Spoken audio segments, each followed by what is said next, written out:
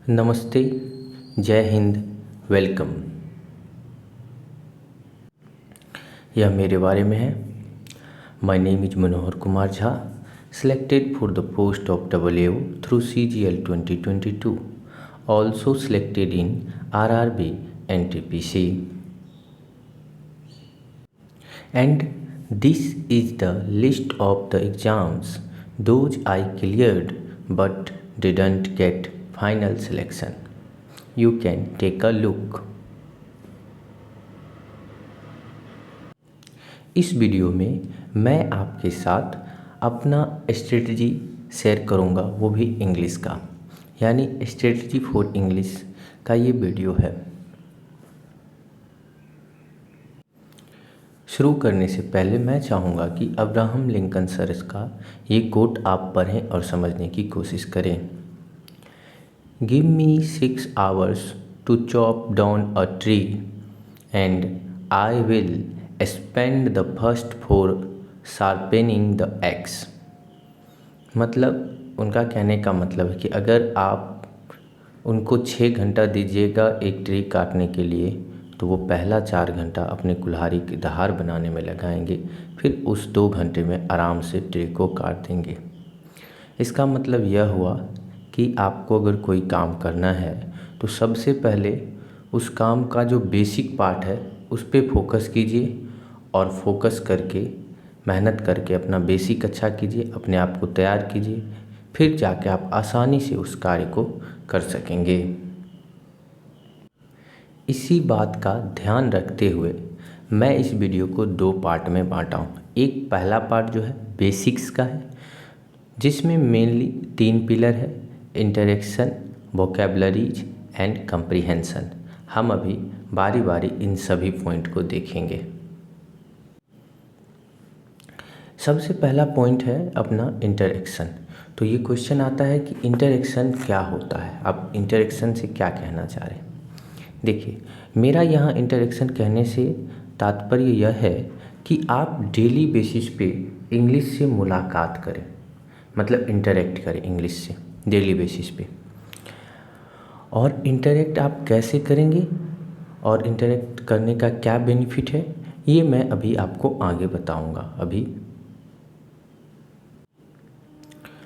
Interact करने के लिए आपको मेनली 3 काम करना पड़ेगा। पहला वॉचिंग, दूसरा लिसनिंग, तीसरा रीडिंग। मतलब आपको वॉच करना है, लिसन करना है और रीडिंग करना है। तो वॉचिंग में आपको क्या करना है वो अभी हम देखते हैं। देखिए, वॉचिंग में मेनली आपको इंग्लिश कार्टून्स, मूवीज़ और सीरीज देखना है। कुछ अच्छे कार्टून्स हैं, उनका लिंक भी मैं आपको इस वीडियो में डाल दूंगा, जैसे कि द लिटिल कृष्णा, मतलब अच्छा है, कृष्ण भगवान पे पूरा बेस्ड है। द जंगल बुक, ये बहुत ही बेस्ट कार्टून है। वैली ऑफ द लैंटर्न्स, ये भी एक कार्टून है। Games of Throne, Money Heist etc। ये आप देखना शुरू करेंगे। मुझे अच्छा से पता है कि आपको इवन प्रोनाउंसिएशन उन लोगों का समझ में नहीं आएगा, इवन आप बहुत कम समझोगे, लेकिन मेरा रिक्वेस्ट है कि शुरू में इनिशियल स्टेज पे आप समझ को साइड कर दें और बस वॉच करें, देखिएगा, आपको अंत में ज़रूर फ़ायदा होगा।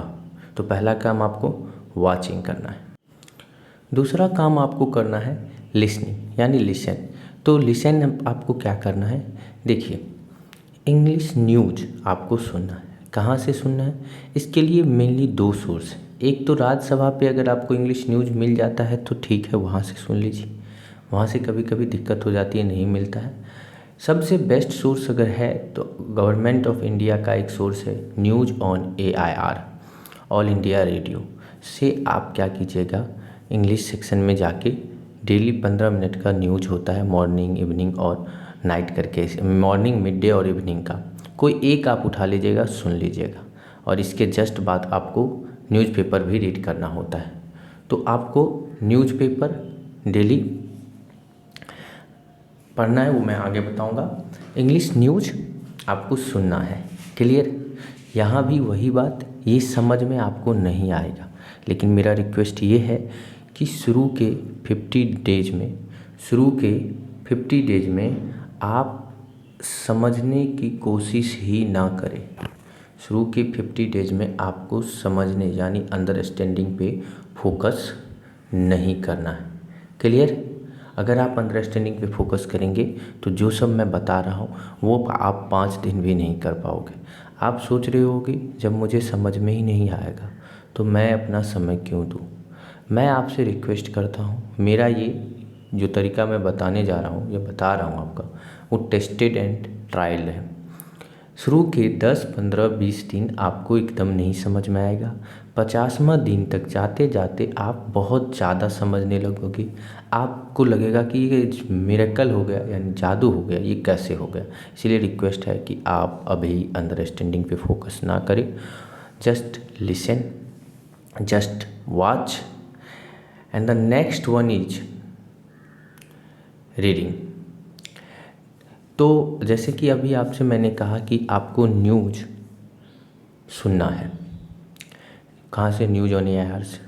तो आप न्यूज़ सुन लेंगे न्यूज़ ऑन एआईआर से, और उसके जस्ट बाद आप न्यूज़पेपर पे आ जाएंगे। न्यूज़पेपर में आप दो में से कोई एक न्यूज़पेपर ले सकते हैं, एक द हिंदू और इंडियन एक्सप्रेस। ये दोनों न्यूज़पेपर सही है। अगर ये दोनों में से कोई आप एफर्ट नहीं कर पा रहे हैं या आपको नहीं मिल पा रहा है तो आप कोई एक सा न्यूज़पेपर ले सकते हैं, कोई एक न्यूज़पेपर ले लें। जस्ट जो तरीका है वो आपको अप्लाई करना है, जो मैं बताने जा रहा हूँ। न्यूज़पेपर पढ़ने का जो तरीका है वो मेनली ये, यहाँ भी आप यही ध्यान रखेंगे कि आपको समझ में नहीं आएगा, लेकिन शुरू के कुछ दिन आपको वैसे ही पढ़ना पड़ेगा। तो मेनली न्यूज़पेपर में देखिए, आप न्यूज़ सुन रखे होंगे, उसके बाद आप न्यूज़पेपर का हेडलाइन पहले पढ़ेंगे। लेकिन हाँ, एक बात सुन लीजिए, शुरू के 5 दिन में एक एक्स्ट्रा काम मैं आपको दे रहा हूँ, वो करना है आपको। किसी भी अच्छे ग्रामर बुक में या किसी भी ग्रामर के बुक से, नीतू मैम का ही जो बुक है वो ले सकते हैं आप। उसमें वर्ब फॉर्म होगा, प्लीज़ उसको आप याद कर लें, वर्ब फॉर्म को याद कर लें। एक तो ये, दूसरा टेंस का स्ट्रक्चर और उसका टाइम से संबंध पे फोकस करके उसको समझ लें। टेंस ग्रामर का जो टॉपिक है उसके स्ट्रक्चर, सारे स्ट्रक्चर को याद करें और उनका किस समय से कैसे संबंध है, टाइम से संबंध को अंडरस्टैंडिंग पे फोकस करें। आप अंडरस्टैंडिंग पे फोकस करें। हार्डकोर इसको ग्रामर बना के ना पढ़ें, यानी एग्ज़ाम पर्सपेक्टिव से अभी ना पढ़ें आप, क्योंकि मैं अभी जो भी बता रहा हूँ वो बेसिक्स के लिए बता रहा हूँ, एग्ज़ाम पर्सपेक्टिव से नहीं बता रहा हूँ। यानी आपको टेंस का स्ट्रक्चर और उसको समय से रिलेट करके पढ़ना है, लेकिन ये नहीं कि अब एग्ज़ाम में कैसा क्वेश्चन आता है एरर का क्वेश्चन सॉल्व करने चले गए। आपको अंडरस्टैंडिंग पे फोकस करना है कि कौन सा स्ट्रक्चर कब हम यूज करते हैं। और हाँ, इस क्रम में आप ट्रांसलेशन को अवॉइड कीजिएगा, ट्रांसलेशन करने मत जाइएगा। ट्रांसलेशन करने जाइएगा तो आप इंग्लिश कभी भी नहीं सीख पाइएगा, ठीक ना। ट्रांसलेशन नहीं करना है, इंग्लिश को इंग्लिश से ही सीखना है। क्लियर? और तीसरा काम आपको करना है कि आप वॉइस का भी यही तरीका से, जिससे आपको मैंने टेंस स्ट्रक्चर के बारे में बोला है, वॉइस का भी आप यूजेज पे फोकस कीजिएगा। कोई मैम का ही बुक लेके देखिएगा कि इसका यूज कहाँ होता है और कैसे होता है। और जो मैंने ये बात बोला है, ये तीनों बात, इन तीनों बात का जब आप न्यूज़पेपर पढ़ेंगे तो धीरे धीरे कोशिश कीजिएगा कोरिलेट करने का। देखिए, शुरू में आपसे नहीं हो पाएगा और करने जाइएगा तो और ज़्यादा दिक्कत भी होगा, तो उतना परेशान नहीं होना है। मेन फोकस अभी रहना है आपका कि हमें रीड करना है, न्यूज़पेपर रीड करना है। तो क्वेश्चन आ जाता है कि कितना रीड करना है। देखिए, 40 मिनट का आपका 2 शिफ्ट होगा, 40 मिनट का 2 शिफ्ट आप बनाएंगे, और इस 40 मिनट के 2 शिफ्ट में आप क्या करेंगे, न्यूज़पेपर को पढ़ेंगे। पहला शिफ्ट में आप, फर्स्ट शिफ्ट में आप क्या करेंगे, ज़ोर ज़ोर से पढ़ेंगे, मतलब लाउडली पढ़ेंगे फर्स्ट शिफ्ट में। सेकेंड शिफ्ट में आप क्या करेंगे, साइलेंटली पढ़ के, साइलेंटली पढ़ना है। फर्स्ट शिफ्ट लॉर्डली प्रोनाउंसिएशन मुझे पता है कि आपसे बहुत गलत होगा और आपको बोलने में भी शर्म होगा। मेरा रिक्वेस्ट है कि इन सारे बातों को भूल के ज़ोर ज़ोर से आप प्रोनाउंसिएशन करें, गलत ही सही कोई बात नहीं। दूसरा, साइलेंट भी पढ़ेंगे तो साइलेंट जब हम पढ़ते हैं तो उस समय मेनली मेरा होता है क्या कि कंप्रिहेंशन पार्ट पे थोड़ा ज़्यादा ध्यान चला जाता है। तो न्यूज़पेपर में आप ये समझ गए कि कैसे करना है। हाँ, एक पॉइंट और है कि इसमें भी आप अभी इसमें भी आपको क्या करना है, वोकैब और अंडरस्टैंडिंग पार्ट को इग्नोर करना है। यानी आप ना वोकैब पे ध्यान देंगे अभी, ना ही अंडरस्टैंडिंग पार्ट पे ध्यान देंगे। क्या करेंगे, जस्ट रीड। आपको अभी नोट नहीं बनाना है, क्लियर। आपको अभी नोट नहीं बनाना है, यानी वोकैब नोट नहीं करना। आपको अभी अंडरस्टैंडिंग पे फोकस नहीं करना है, आपको जस्ट रीड करना है। रीड करने का बहुत सारा बेनिफिट है, मैं आपको बताऊंगा। इसके अलावा आप एनसीईआरटी बुक और नॉवेल्स पढ़ सकते हैं। न्यूज़पेपर कंपलसरी है, 80 मिनट आपको न्यूज़पेपर मेरे हिसाब से देना चाहिए, एटलीस्ट इनिशियल 50 डेज ये आप ज़रूर करें। अब है बेनिफिट्स ऑफ इंटरेक्शन। अभी जो मैंने आपको इंटरेक्शन बताया, इसका बेनिफिट्स क्या है ये हमें जानना ज़रूरी है। बेनिफिट ऑफ इंटरेक्शन में मेनली 4 से 5 इसका बेनिफिट है, अभी बारी बारी हम देखेंगे। पहला है revision and proper use of your internal vocabularies. इसका क्या मतलब है, देखिए मैं इस बात के कंफर्म हूँ, मुझे पूरा विश्वास है कि कम से कम 500 प्लस वोकैब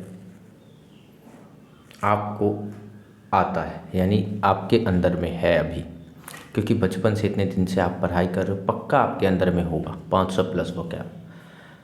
ये थोड़ा ऊपर नीचे हो सकता है, लेकिन मुझे यही साथ साथ ये भी विश्वास है कि मैं अगर आपसे अभी बोल दूं कि भाई कुछ जितना वोकैब आप जानते हो उसको लिखो, तो आप मुश्किल से ये लगा लो कि 300 तक पहुंच पाओगे, लिख के मुझे दोगे 300 तक। कोई बच्चा इससे ज़्यादा भी लिख सकता है, जिनका स्टॉक हो सकता है 1200-1500, वो इससे ज़्यादा भी लिख सकता है।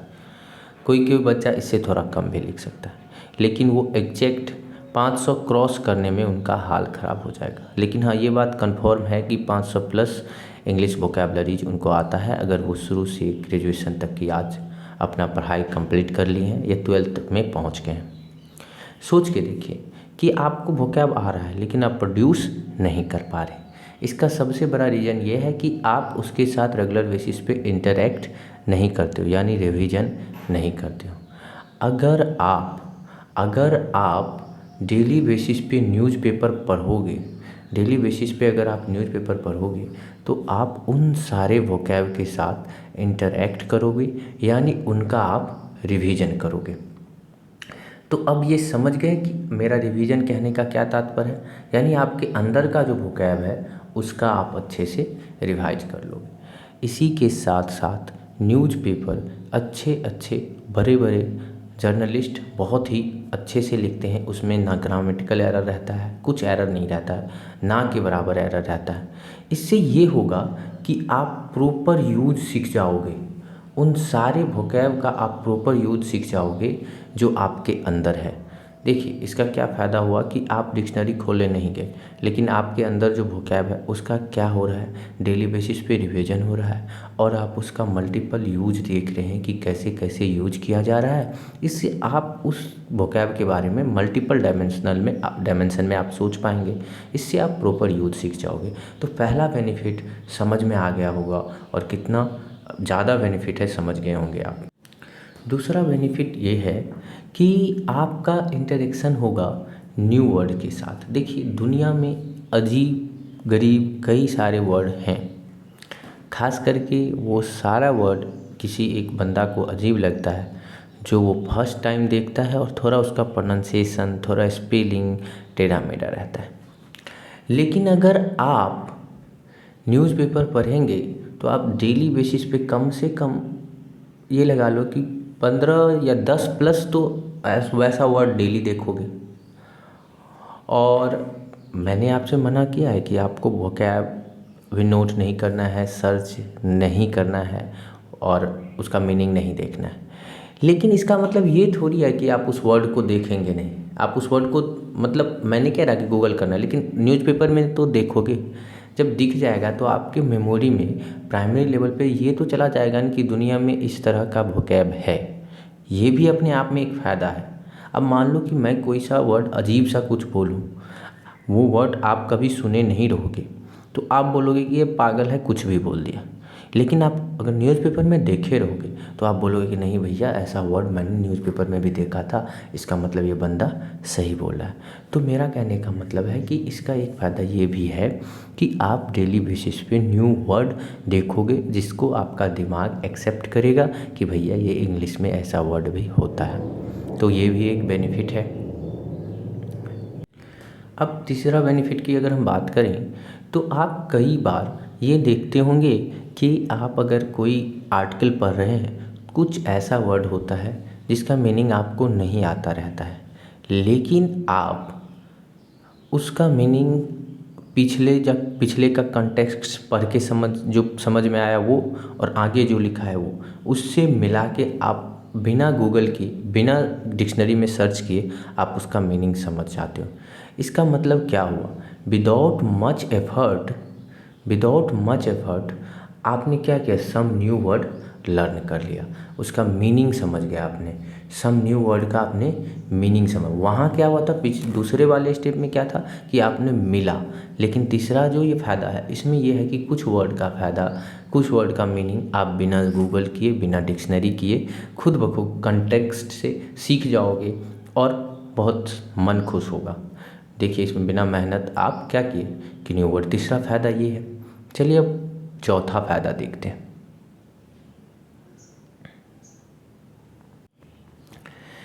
Development of sense.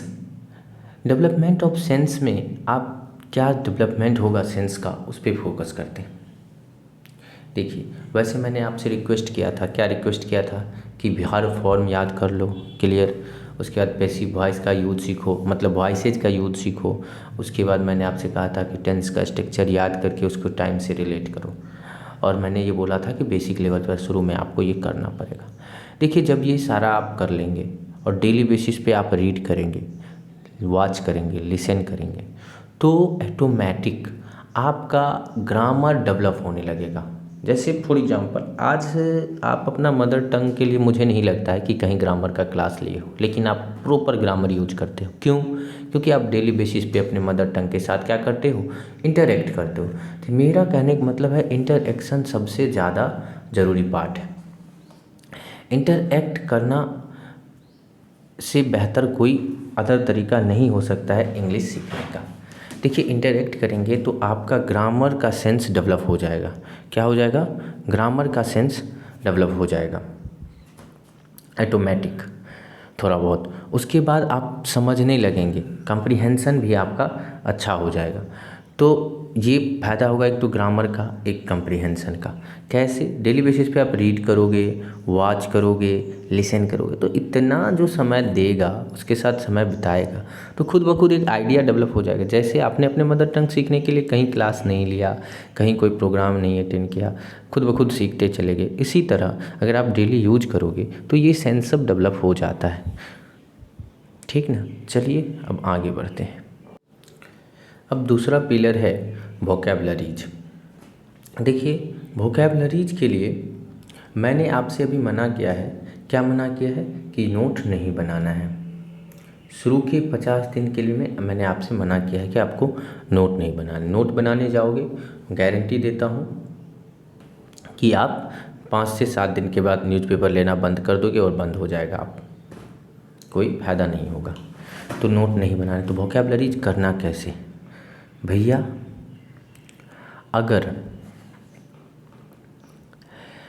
अगर आप, जैसे मैंने आपसे कहा था कि 80 मिनट आपका न्यूज़पेपर पढ़ने में चला जाएगा, एक 40 मिनट या 1 घंटा तक आपको क्या करना है, वॉच करना है, लिसन करना है, वो में चला गया, यानी 2 घंटा प्लस उधर आपका इंटरेक्शन सेक्शन में जा रहा है।